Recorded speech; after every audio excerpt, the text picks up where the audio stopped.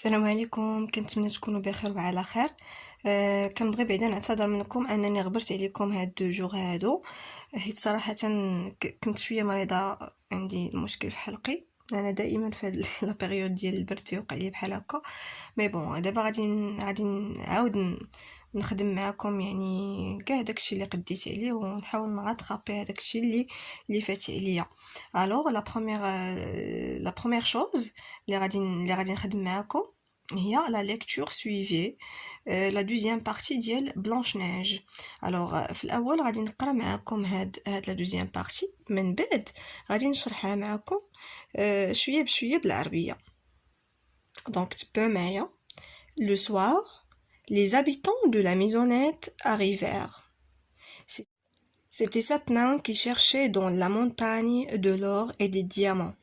Le premier nain, regardant autour de lui, vit une petite fille qui dormait couchée dans son lit.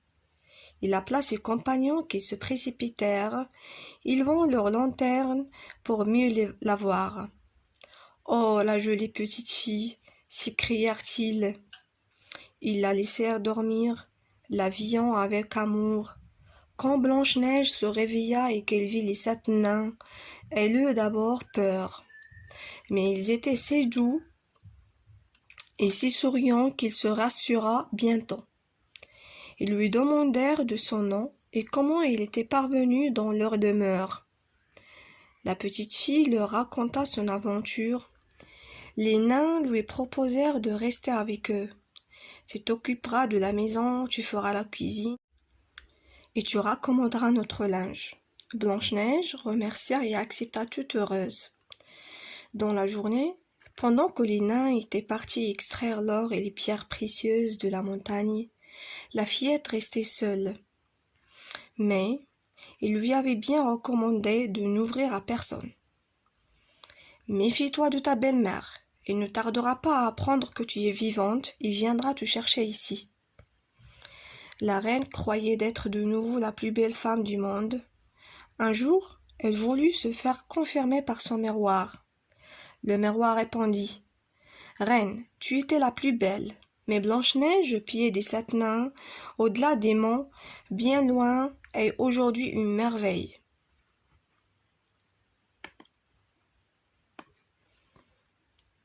La reine savait que son miroir ne mentait pas.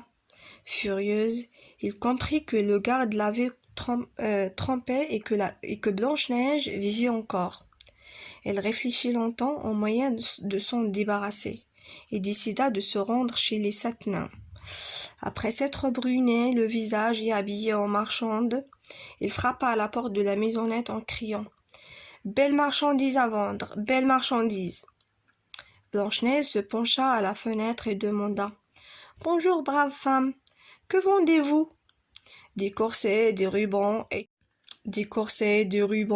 et toutes sortes de colifichets. »« Je peux bien laisser entrer cette brave femme, » pensa Blanche-Neige, et il ouvrait la porte pour acheter quelques rubans pour son corselet. « Comme il vous vend bien, » s'exclama la marchande avec admiration. « Comme il vous vend bien, » s'exclama la marchande avec admiration. « Mais laissez-moi vous lasser, vous jugerez mieux de l'effet. » Blanche-Neige, qui ne se doutait de rien, la laissa faire. La vieille serra si vite et si fort que la jeune fille tomba à terre comme morte. « Et maintenant, » ricana la reine, « je suis de nouveau la plus belle femme au monde. » Il quitta rapidement la maisonnette. Le soir, en rentrant, les 7 nains furent épouvantés à la vue de Blanche-Neige gisant à terre, sans vie. Apercevant le corselet tellement serré, ils coupèrent immédiatement les lacets. Blanche-Neige peu à peu revint à la vie. Elle leur raconta ce qui s'était passé. Les nains lui dirent alors: « Cette vieille marchande devait être ta belle-mère. Fais bien attention désormais et ne laisse entrer absolument personne. » Cependant, la reine revenue dans son palais, prit son miroir et le consulta. Il apprit ainsi que Blanche-Neige était toujours en vie et entra dans une violente fureur. « Il faut pourtant qu'elle disparaisse, » pensa-t-elle. et enduisit un peigne de poison, prit un autre déguisement, partit à travers la montagne et arriva à la maison des 7 nains. Elle frappa à la porte et cria: Belle marchandise à vendre, belle marchandise. Blanche-Neige se pencha à la fenêtre, mais ne voulut pas la laisser entrer. Vous pouvez toujours regarder, lui dit-elle. Cela ne vous engage à rien.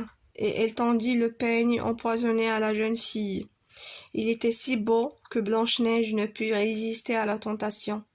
Elle entrebâilla la porte et acheta le peigne. Laissez-moi donc vous coiffer joliment, lui dit la marchande. Mais à peine avait-elle passé le peigne dans les cheveux de la jeune fille que le poison commença à agir et que Blanche-Neige tomba à terre sans connaissance. Par bonheur, ce jour-là, ils revinrent plus tôt que de coutume. En voyant Blanche-Neige étendue à terre, pâle comme une morte, ils comprirent que sa belle-mère était encore venue. Ils découvrirent le peigne empoisonné, l'arrachèrent, rendant ainsi la vie à la jeune fille. Puis ils lui firent promettre de ne plus ouvrir la porte sur aucun prétexte. Alors من بعد ما شفنا في لا بروميير بارتي انه بلانش نيج خلى هذاك الغارديان خلى غير في الغابه مشات لواحد الدار هاد الدار ديال هاد الاقزام. دونك كما قلت لكم ديال هاد الاقزام هادو هما اللي تنسميهم بالفرنسيه لي نان سي كلير.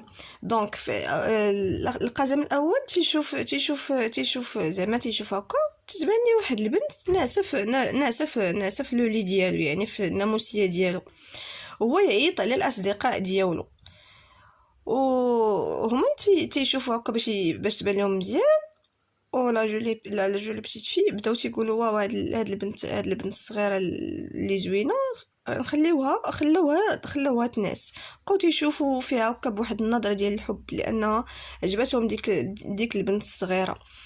دونك فاش فقت بلانش نيج وشافتهم تخلعات في الاول ولكن تيبانوا ليها انهم ظريفين و تيضحكوا معاه وهذا صافي ارتاحت il se rassura هي انها ارتاحت.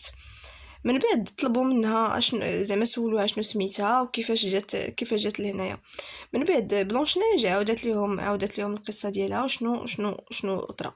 دونك لينا لوي بروبوزير هاد الاقزام هادو اقترحوا عليها تبقى معاهم يعني تقابل لهم الدار وتطيب لهم وتغسل لهم الحوايج والى اخره. من بعد بلانش نيج قبلات وشكراتهم بزاف وكانت فرحانه بزاف بهذا الشيء اللي اقترحوا عليها.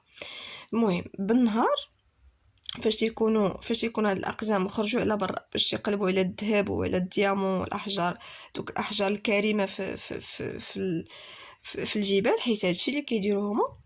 بلانش نيج تتبقى بوحدها في الدار ولكن قالوا ليها انها ما تحل حتى شي واحد حيتاش راه يقدر ديك لا بيل-مير يعني الزوجه ديال الاب ديالها تقدر يعني في اي لحظه تقدر تسيق الخبر انها كاينه عندهم وغادي يجيو وغادي تجي تقلب عليها. ايوا المهم دابا هادشي سالينا من هذا الموضوع ديال بلانش نيج غادي نرجعو عند الزوجه ديال الاب يعني هذيك لا بيل-مير ديالها اللي كانت شريره. هي دائما كانت كتقول انها هي اللي زوينه. علاش مشات لها حتى هاد بلانش نيج وكانت بغات تقتلها حيت كانت عندها واحد المرايه كتسولها كتقول لها شكون هي اجمل المراه في العالم. كتقول لها ديك المرايه انت. من بعد واحد النهار قالت لها راه ما بقيتيش انت راه هاد بلانش نيج هي الزوينه كاع. دونك قررت انها تمشي تقتلها. صافي راه قالت انها تهنات فيها وهي تمشي تسول عاوتاني ديك المرايه ديالها تقول لها المرايه راه كنتي انتي اجمل وحده في العالم ولكن بلانش نيج اللي كاينه في هذاك البلاد اللي فيها هاد الاقزام اللي فيها هاد الاقزام هي اجمل امراه في العالم. ايوا فين وصلنا؟ هنايا هذيك لاغين ديك الملكه ساقت الخبر ان بلانش نيج كاينه في هاد البلاد ديال هاد الاقزام هادو. يعني المرايه عرفت ان ديك المرايه ما كتكذبش عليها. دونك عرفت ان هذاك الغارديان خانها، يعني انه ما دارش داكشي اللي قالت ليه، وراه بلونش نيج باقا حيه. دونك تتفكر شنو غادي دير، كتفكر كيفاش غادي تهنى من هاد بلونش نيج. ايوا قررت انها تمشي لعندها. دارت راسها انها تتبيع شي حوايج، مشات دارت راسها انها بياع وشريه باش ما تعرفهاش بلونش نيج.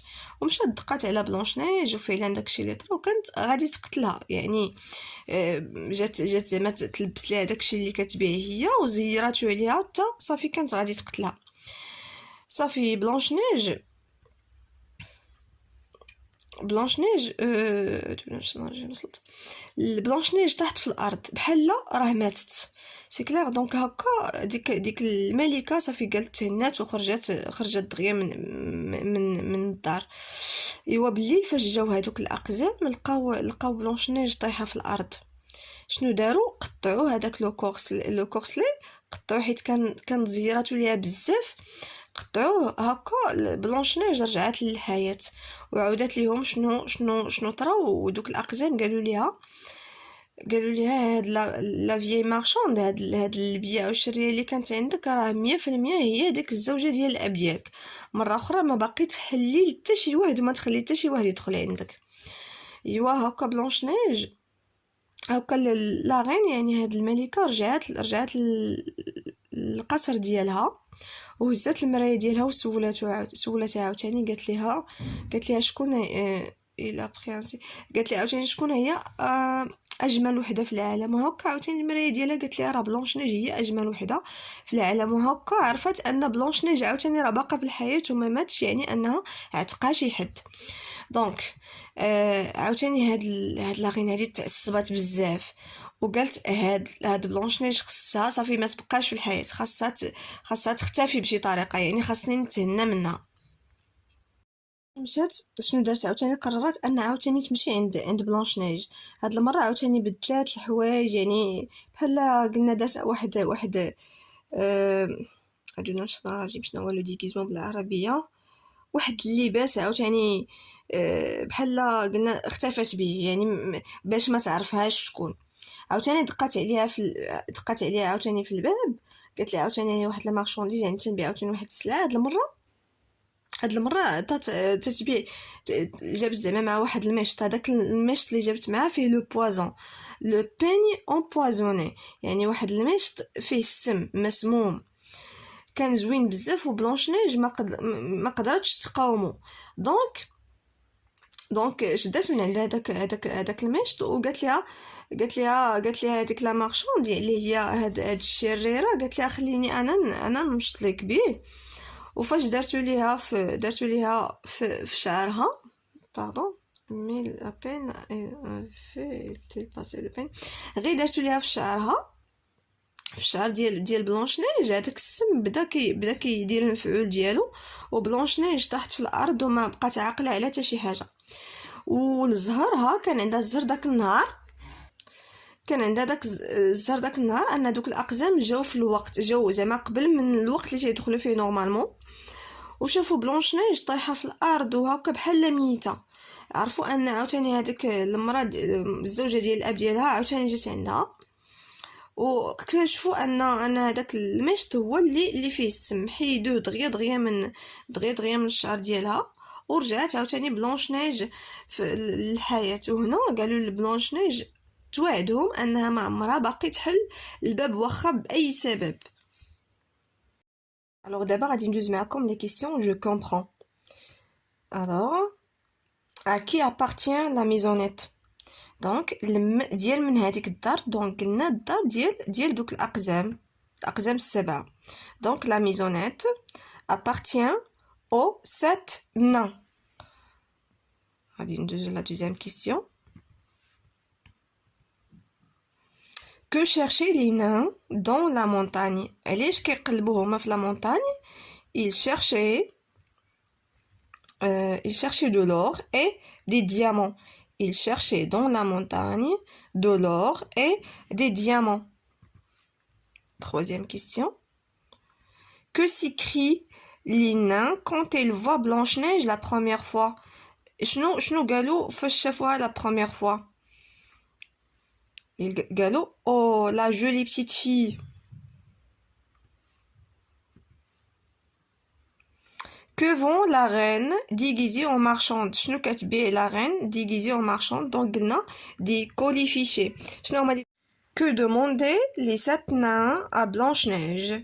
شنو طلبوا منها؟ انها واش ne laisser entrer personne ou la sortir se promener dans la forêt ou la ouvrir quand on frappe à la porte. donc شنو طلبوا منها؟ انها ne laisser entrer personne، ما تخلي حتى شي واحد يدخل. Quel objet a été empoisonné par la reine? شنو هو داك l'objet اللي سمماتو la reine؟ donc قلنا بلي un peigne.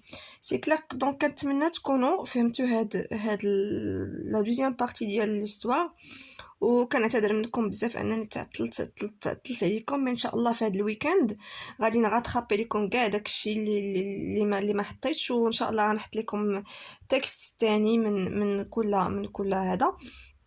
و بويسك تيجيني صعيب انني نصور الدرس وكايد اكتيفيتي او ميم طون، غادي نخدم معكم الدرس من الكايد اكتيفيتي، يعني غادي ندير شرح الدرس ونخدم لي زيكزارسيس ديال الكايد اكتيفيتي ديريكت.